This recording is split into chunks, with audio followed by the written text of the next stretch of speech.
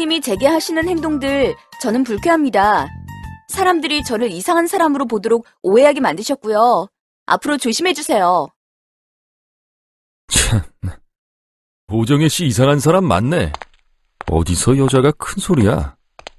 아이고, 왜들 그러실까? 참으세요. 뭐라고요? 저는 진심 어린 사과 한마디를 원했던 것인데. 한대리, 지금 오정혜 씨 직속 상관한테 할 말 못할 말 구분 못하고 대드는 거 봤지? 과장님, 이러시지 말고 저랑 담배를 한 대 태우러 가시죠. 뭐라고? 내가 이상한 사람이라고? 괜한 오해라고? 도저히 참을 수 없어. 사내 성희롱 신고를 하려고요. 누구를요? 성희롱? 성폭행? 뭔데요? 네? 누가 했고 누가 당했냐고요? 영업팀 박무열 과장님이 불필요한 스킨십을 자꾸 하셨어요. 에이, 그럴 리가. 그분이 얼마나 젠틀하신데. 오해하는 거 아니에요? 그럼 제가 지금 허위 신고라도 한다는 건가요? 뭐야, 상담원 맞아? 누구 편인 거야? 목격자 있어요? 참고인이 있어야지. 한마디로 증거가 있어야 한단 말이에요. 있어요, 참고인. 그래요. 그럼 참고인 진술을 받아야 하니 참고인 대동하고 봅시다. 한 대리님은 그날 다 보셨죠? 유일한 목격자이시니까 참고인이 되어주세요. 오정혜 씨, 그날 과장님이 좀 정도에 지나치신 것 같긴 한데, 그래도 그렇지, 그냥 조용히 넘어갈 수도 있는 일을 왜 이렇게 크게 만들어? 네? 지금 우리 팀 분위기 어떤지 보라고. 그냥 이쯤에서 마무리해. 과장님께는 내가 잘 말씀드려 줄 테니까. 아니요, 저 끝까지 갈 거예요.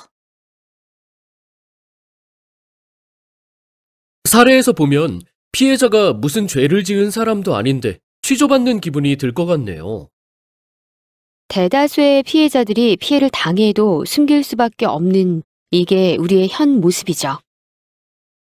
사내에서 성희롱을 직접 당했다면 혹은 성희롱을 목격했거나 관련한 업무의 담당자라면 어떻게 조치해야 할까요? 이번 시간에는 성희롱 발생 시의 올바른 대처 방법 및 유의사항, 그리고 성희롱 예방을 위한 실천 방안에 대해 알아보도록 하겠습니다.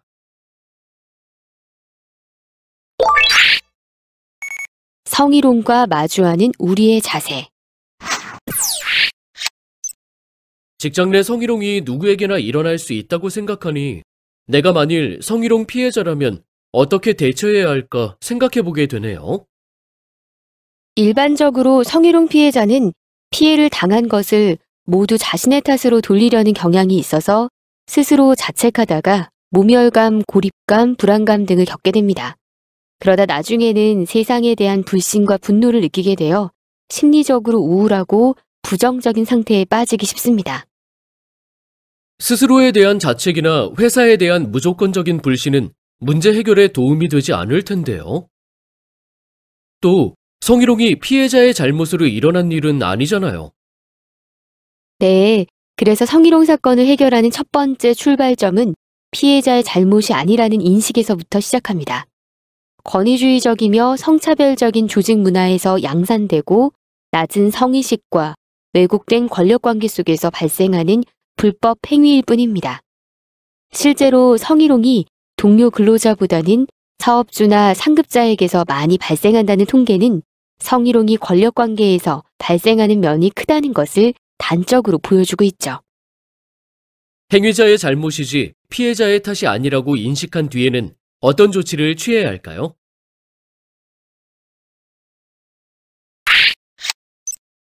문제 인식이 이루어졌으니 그 다음은 단호하게 거부 의사를 표현하여 불쾌한 행동을 중지할 것을 요청해야 합니다. 성희롱인지 아닌지 판단이 서지 않을 때에는요? 성희롱인지 아닌지 불분명한 경우에도 그 언행으로 인해 수치심이나 모멸감 등의 감정을 느낀다면 성희롱 여부를 판단하기 이전에 그 불쾌한 언행에 대한 자신의 생각을 분명하게 밝혀야 합니다. 하지만 문제 제기를 한다고 해서 해결이 되는 것도 아니고 지나치게 예민하다는 비난을 받는 것이 두려워 주저하는 경우가 많잖아요. 그 성희롱이 기본적으로 헌법과 법률에 위반되는 불법 행위라는 점을 잊어서는 안 됩니다.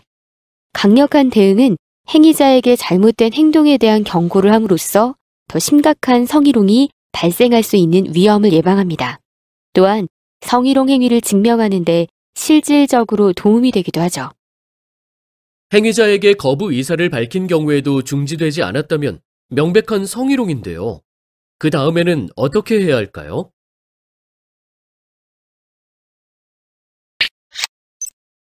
세 번째 단계는 증거 자료를 수집하는 것입니다. 성희롱으로 신고를 하게 될 때를 대비하는 것인데요.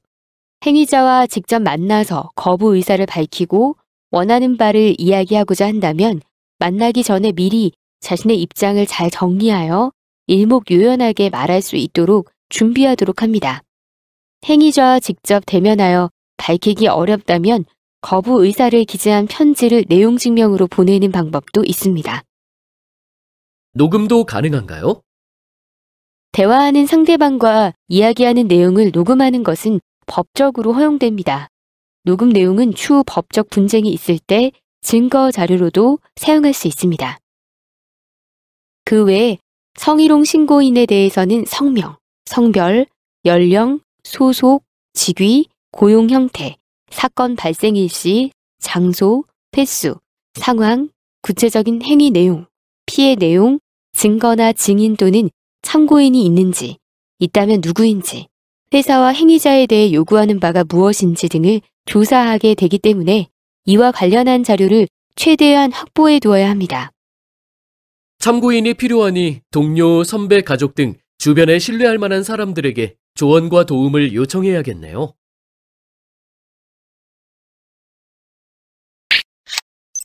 피해자 대처 방안 마지막은 주변에 도움을 요청하는 것입니다. 성희롱 사건이 발생하면 이를 해결하기 위한 두 가지 방법으로 비공식적인 절차와 공식적인 절차가 있습니다.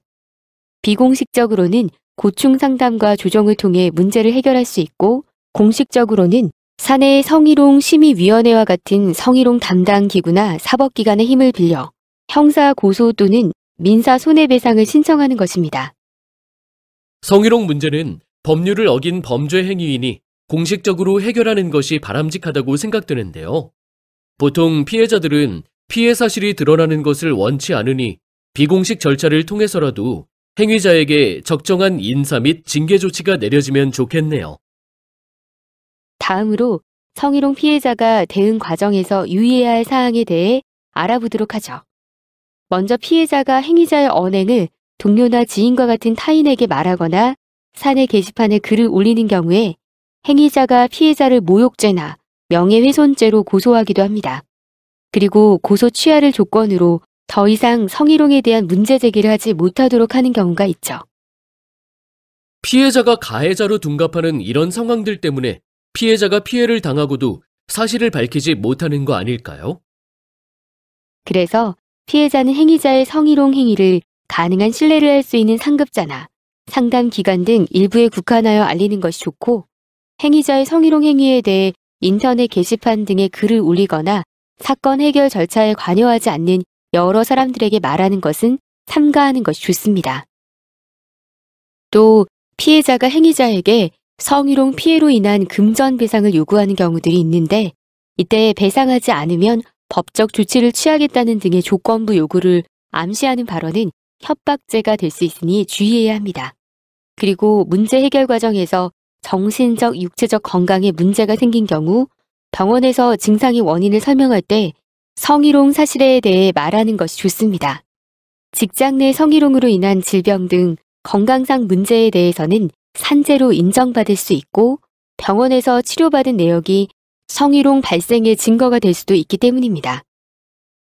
마지막으로 사업주가 성희롱 피해자에 대해 불이익 조치를 하는 것은 법적으로 금지되어 있음에도 불구하고 성희롱 피해자에게 신고 등을 이유로 불이익을 주는 경우가 있습니다. 회사가 성희롱 피해자에게 불이익을 주는 경우에는 반드시 문제 제기를 하고 법적 조치를 강구하기 위해 증거를 잘 확보해야 합니다. 자, 이번에는 성희롱에 대한 관리자의 예방과 대응에 대해 알아보도록 하겠습니다. 먼저 관리자가 누구인지 알아야 하는데요. 남녀고용평등법은 사업주와 상급자라는 용어를, 인권위법은 사용자라는 용어를 사용하고 있어서 사실 법률에 관리자가 나오지는 않습니다. 따라서 여기서 말하는 관리자란 사업주가 아닌 사용자, 상급자를 의미하고요.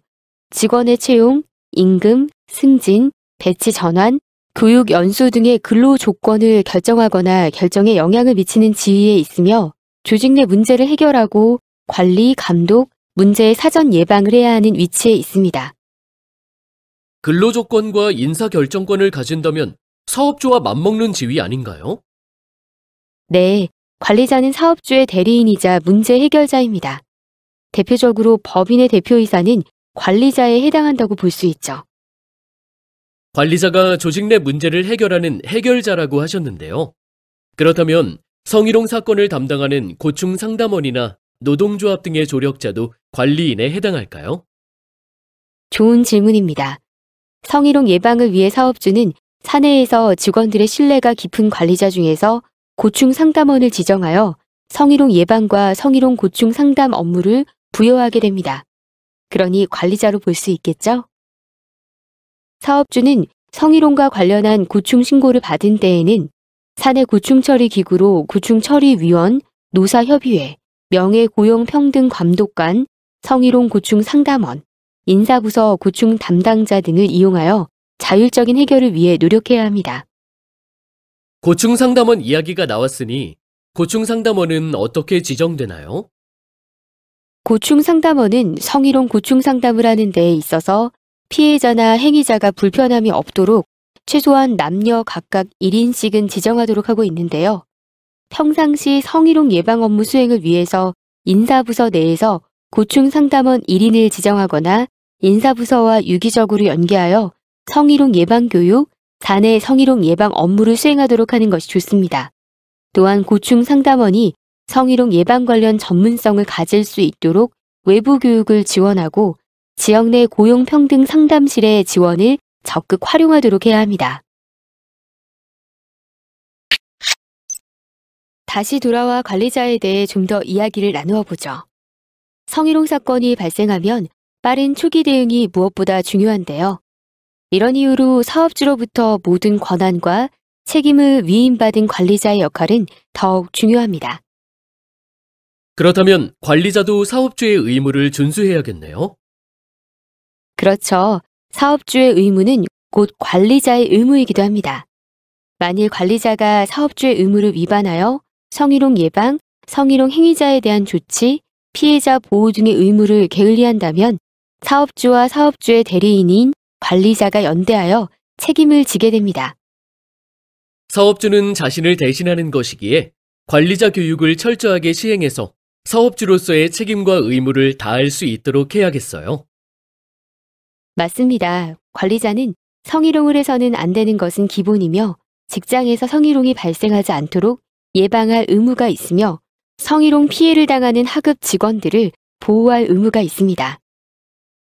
관리자가 이러한 의무를 잘 수행하려면 어떻게 해야 할까요? 관리자는 업무 수행 시 부하 직원에 대해 일체의 신체적 접촉을 하지 않도록 해야 합니다. 특히 회식 자리와 같은 술자리에서 성희롱이 많이 발생되므로 술 위주의 회식 문화를 건전하게 바꾸고 음주를 하더라도 관리자 스스로 술에 취해 실수하지 않도록 주의해야 합니다. 또한 관리자는 하급 직원들의 모범이 되어 누군가 성희롱적 언행을 하는 것을 발견하면 즉시 제지하고 주의를 주어야 합니다. 성희롱이 발생할 수 있는 환경을 미연에 방지하기 위해 노력하는 것이 최선의 방법이네요.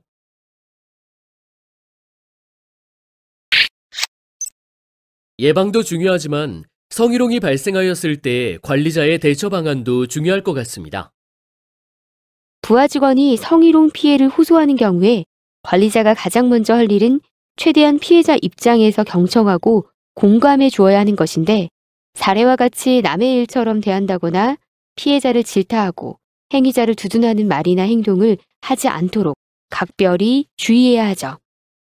다음으로는 사내 성희롱 처리 절차를 안내하고 회사가 공정하고 신속하게 처리할 것이라는 점과 회사가 피해자를 보호하고 신원을 비롯한 비밀 보장을 한다는 것을 주지시키고 안심시켜야 합니다.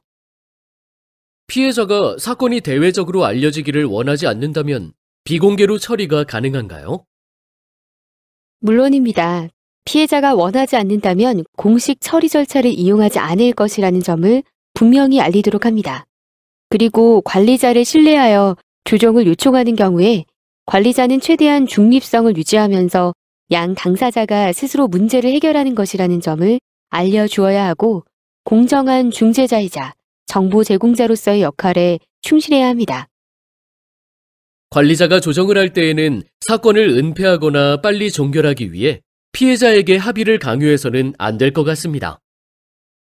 네, 피해자가 원하는 방식으로 문제 해결이 되도록 노력해야 하고 피해자를 회유하는 행동을 해서는 안 됩니다. 만일 조정이 이루어지지 않는다면 사내 공식 절차를 이용하게 되는 건가요? 네, 이때 관리자는 사건이 왜곡되거나 확대되지 않도록 유의해야 하는데 특히 피해자나 행위자에 대한 근거 없는 유언 비어나 악의적인 소문이 퍼지지 않도록 유의하여 관리해야 합니다. 성희롱으로 인한 피해자의 정신적, 육체적 고통을 이해하고자 노력하면서 피해자가 사내 또는 사회 기관을 통해 심리 보호를 위한 지원을 받을 수 있도록 안내하도록 합니다. 그런데 성희롱 발생 후의 처리 과정에서 피해자가 행위자 또는 제3자에 의한 보복을 두려워하고 집단적 괴롭힘, 왕따 등으로 더 큰 상처를 받는다고 들었습니다. 피해자에게 2차 피해가 발생하지 않도록 하는 것은 관리자의 중요한 의무입니다. 이를 위해 행위자가 자신의 행동을 반성하고 뉘우쳐 재발하지 않도록 해야 하며 피해자가 회사 생활에 잘 적응할 수 있도록 세심하게 배려해 주어야 합니다. 다음으로 성희롱 행위자의 대처 및 유의사항에 대해 알아보겠습니다. 성희롱 행위자의 대부분은 성적인 의도가 없었다며 억울해하는데요. 의도를 가지고 있었는지 여부는 성희롱과는 관련이 없음을 명심해야 합니다. 피해자가 성적 혐오감이나 굴욕감을 느꼈다면 성희롱은 그 자체로 성립된다는 거 이제 아시죠? 네, 이번에 미투 운동으로 밝혀진 성희롱 행위자들 대부분이 처음에는 부인하거나 변명만 늘어놓더라고요. 자신의 행위로 인해 상대방이 불쾌감을 느꼈다면 이를 받아들이고 즉시 사과해야 하는 거 아닌가요? 성희롱 의도가 없었더라도 이유를 불문하고 누군가 상처를 입었다면 사과하는 것이 올바른 대처법입니다. 무조건 성희롱 행위를 부인할 것이 아니라 문제 해결을 위해 협조하면서 자신의 입장을 소명해야죠. 법으로 해결해야 하는 문제이기도 하지만 진심 어린 사과가 절실하네요. 만일 성희롱 행위자로 조정을 받고 있다면 성실하게 조정 내용을 수용하고 피해자의 요구사항을 이행하면서 다시는 성희롱을 하지 않도록 노력하는 모습을 보일 필요가 있습니다. 징계를 당하게 된 경우라면 자신의 행동의 정도와 지속성에 비추어 징계가 합당한지 여부를 확인하고 이를 수용해야 합니다. 그리고 무엇보다 피해자에 대한 근거 없는 비난 등으로 2차 가해를 가하지 않도록 조심해야 합니다. 성희롱 행위자가 되지 않으려면 어떻게 해야 할까요? 먼저 공사를 구분하여 행동하고 자신의 지위를 이용하여 사적인 만남이나 사적 업무 등을 지시하거나 강요하지 말아야 하고 음담패설이나 음란물 보기 등 성적인 행동을 유의로 하는 것도 자제하도록 합니다. 자칫 외모 비하로 이어질 수 있는 타인의 신체와 외모에 대한 지적이나 사생활 침해, 간섭도 하지 말아야 할 것 같습니다. 그리고 상대방이 불쾌감이나 거부 의사를 표현했을 때는 즉각 중지하고 상대방의 감정이 이해되지 않더라도 그 감정 자체를 존중하여 사과하고 이해하려고 노력해야 할 것 같습니다. 맞습니다. 지나친 구애 행위는 범죄 행위가 될 수 있다는 점을 인지해야 하죠. 침묵은 긍정이 아닙니다. 상대방이 명시적인 거부 의사를 표현하지 않는 것이 곧 동의는 아닐 수도 있다는 점을 잊어서는 안 됩니다. 그리고 타인에게 특정 행동을 요구하거나 강요해서도 안 되고 다른 직원이 성희롱을 하는 경우에 묵인하는 것도 안 되겠죠? 네, 동조하지 않는 것은 물론이고 이의를 제기해야 합니다.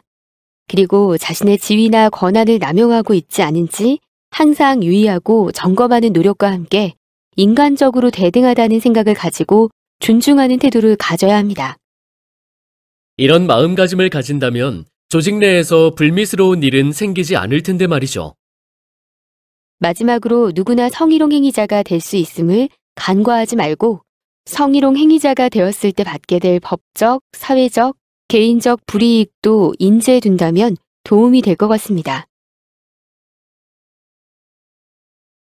다음으로 동료 근로자 등 조직 구성원들의 대처 및 유의사항에 대해 알아보겠습니다. 대부분의 조직 구성원들은 성희롱이 발생했다는 사실을 알게 되면 그 사실 자체가 불쾌하고 조직에 해가 된다고 생각합니다. 더군다나 자신과는 관계없는 일이며 피하고 싶은 일이라는 생각을 하게 될 수 있는데요. 이러한 태도는 성희롱 행위를 조장하고 장려하는 것이 되어 결국 조직 문화에 악영향을 끼치게 된다는 점을 인지해야 합니다. 무엇보다 주의해야 할 것은 확인되지 않는 사실로부터 피해자를 근거 없이 비난하거나 수근거리는 행위, 허위 소문을 유포하는 행위, 왕따시키는 행위, 괴롭히는 행위 등을 해서는 안 될 것 같습니다. 명백한 가해 행위이고 피해자 입장에서는 2차 피해가 되는 거잖아요. 자신과 타인은 궁극적으로 연결되어 있는 존재임을 인지하고 타인을 괴롭히는 행위는 결국 자신을 괴롭히는 일임을 자각해야 하죠. 성희롱 문제는 남의 일이 아닙니다. 같은 조직의 구성원으로서 나도 피해자가 될 수 있음을 명심하고 성희롱 피해자와 함께 공동 대처하여 성희롱 문제가 공정하게 해결될 수 있도록 노력해야 합니다. 성희롱이 근절되어야 건강한 조직을 만들 수 있다는 걸 명심해야 하죠. 평소에 성희롱 예방과 구제 절차에 관한 규정을 확인해 두어야겠네요. 그리고 회사 내에서 성희롱이 받아들여질 수 없는 분위기와 문화가 조성되도록 노력해야겠다는 생각도 듭니다.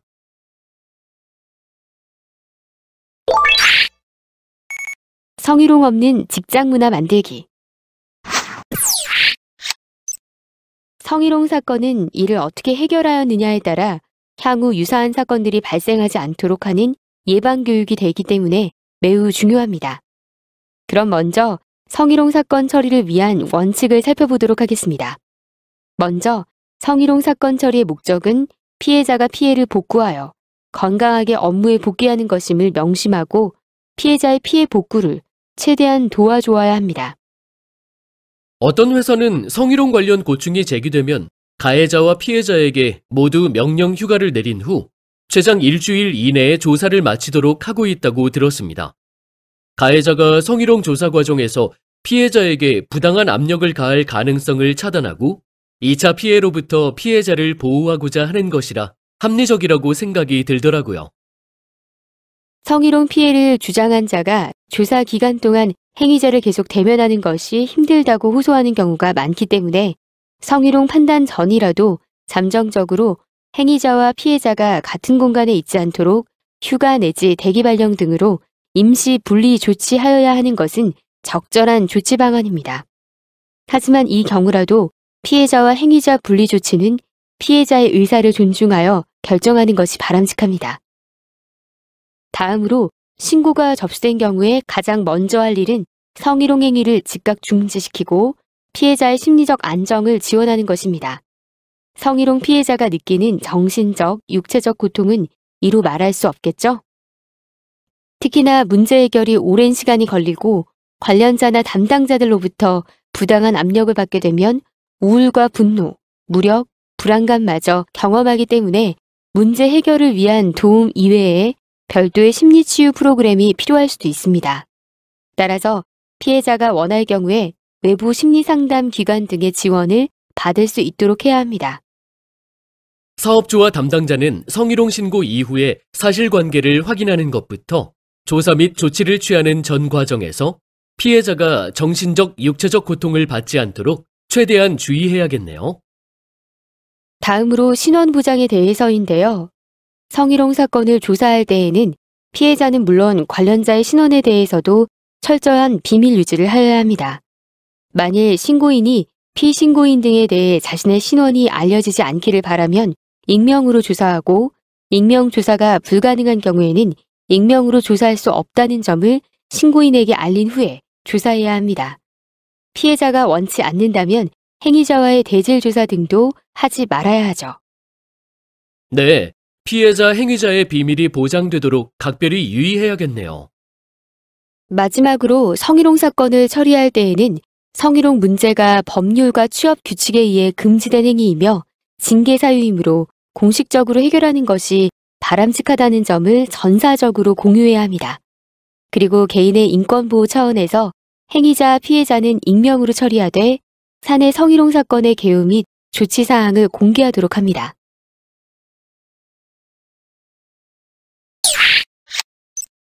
성희롱이 발생했을 때 비공식적인 해결 과정도 궁금한데요. 성희롱 발생 시의 사내 비공식 해결 절차를 보면 먼저 상담을 통해 신고인에게 발생한 성희롱 사실과 피해의 상황, 신고인이 원하는 바를 확인합니다. 다음으로 성희롱 사건 해결을 위해 마련된 다양한 절차와 방법에 대한 객관적인 정보를 제공하고 신고인 스스로 자신이 처한 문제를 어떤 방식으로 처리할 것인지에 대해 가장 만족할 수 있는 방식을 생각하여 선택할 수 있도록 돕도록 합니다. 이 과정에서 외부 전문 상담기관의 조력을 받거나 대리인을 선임할 수 있음을 알리고 관련 정보를 제공하여 신고인이 다양한 방식으로 적극적으로 문제를 해결할 수 있도록 지원해야 합니다. 이어서 신고인과 비공식적으로 사건을 처리하기로 합의가 되면 신고인의 요구안을 정리하고 검토한 후 피신고인의 행위자에게 요구안을 전달합니다. 이때 행위자가 사과, 재발 방지 약속, 자원에 의한 배치 전환 등 피신고인의 요구안을 받아들이면 요구안을 이행하고 합의서를 작성하여 사건을 종결시킵니다. 그러나 여기서 끝이 아니죠. 사건 종료 후에도 합의가 제대로 이행되었는지, 피해자에 대한 또 다른 피해는 없는지 모니터링해야 합니다. 만일 행위자가 신고인의 요구안을 받아들이지 않으면 어떻게 되나요? 신고인과 피신고인이 계속하여 비공식적으로 사건을 처리하기를 원한다면 조정을 실시합니다. 분쟁 당사자들이 제3자인 조정자의 지원을 받아 자율적으로 합의하여 문제를 해결하는 것이죠.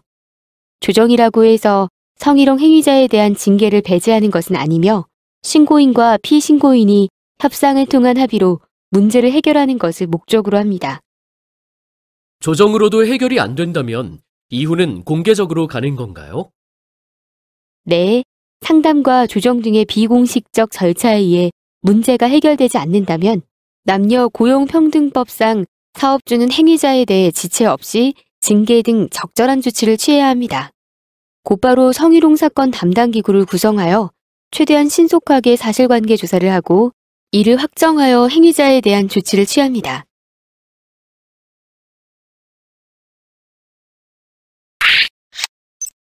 성희롱은 개인뿐 아니라 회사로 봤을 때에도 여러 가지 손해를 끼칠 수 있는 일인 것 같습니다.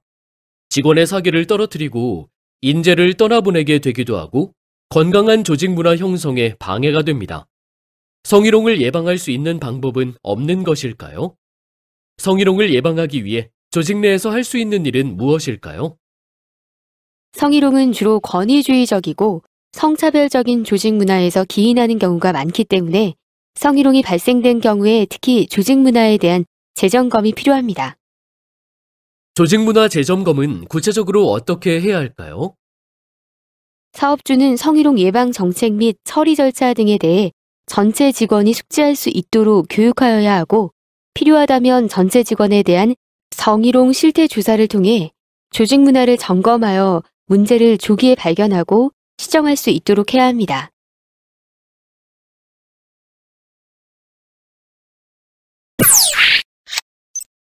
조직 문화를 점검하였으니 개선하려는 노력도 필요할 것 같은데요.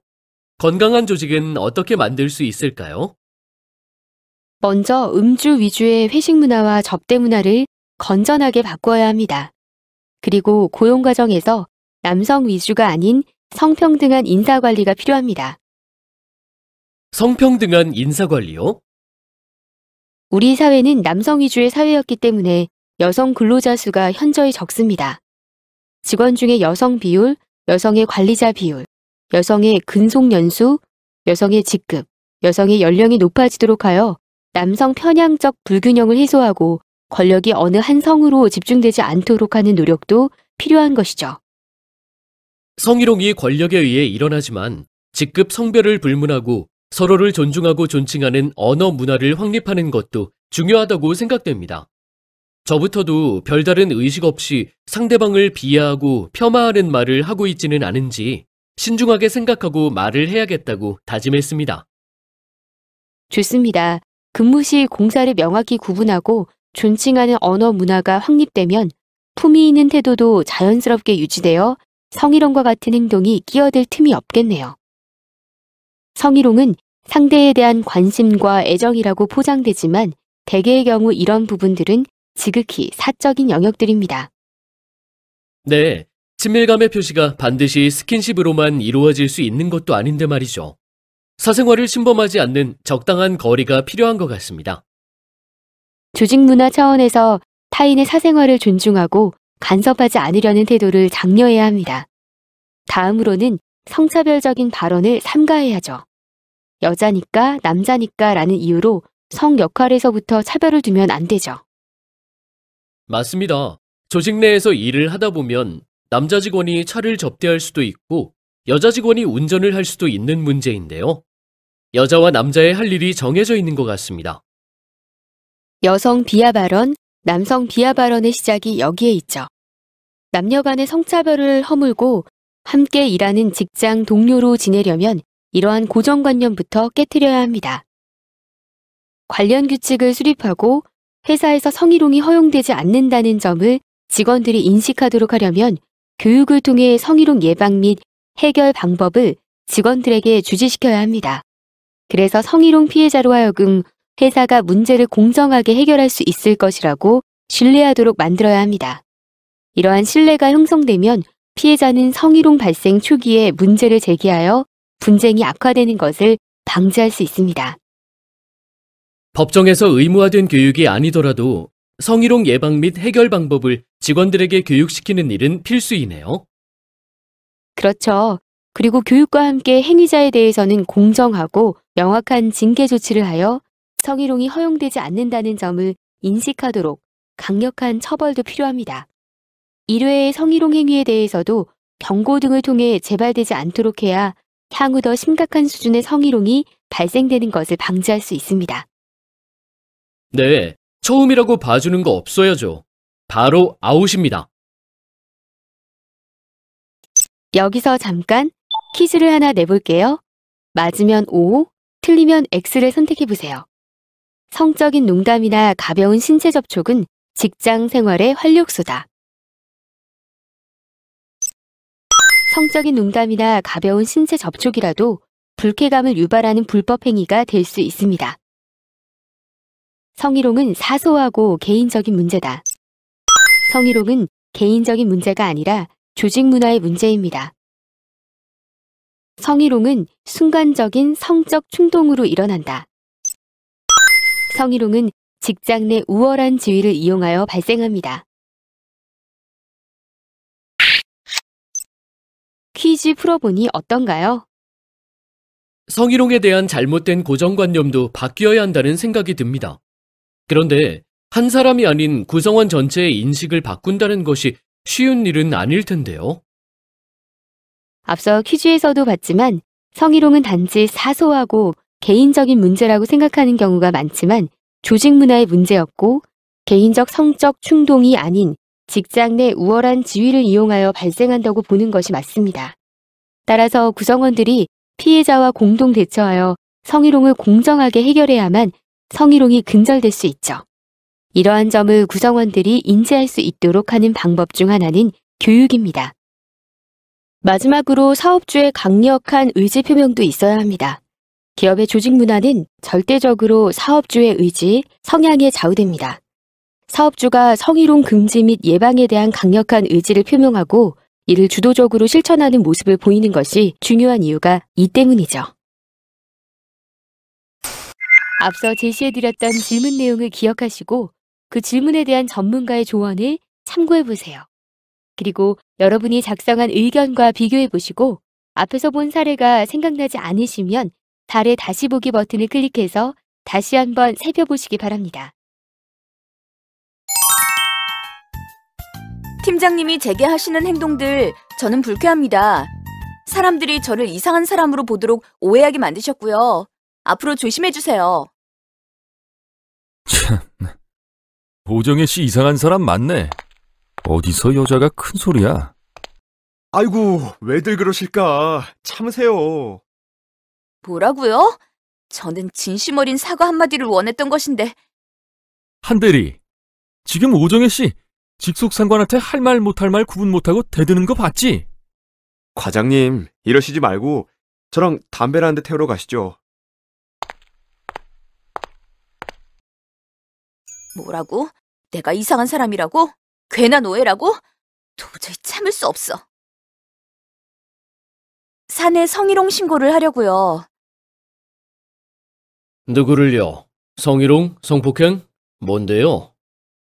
네? 누가 했고 누가 당했냐고요? 영업팀 박무열 과장님이 불필요한 스킨십을 자꾸 하셨어요. 에이, 그럴 리가.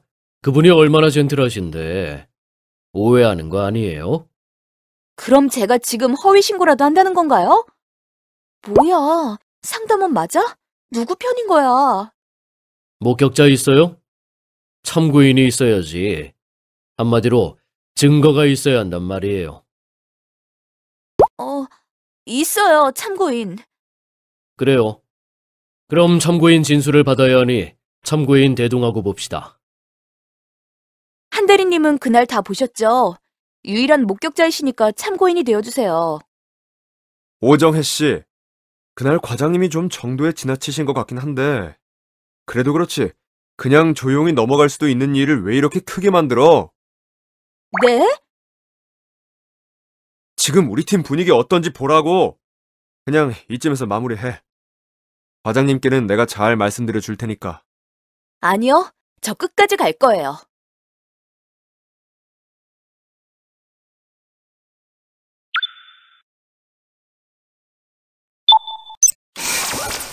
그럼 오늘 배운 내용을 다시 한번 정리해 보겠습니다.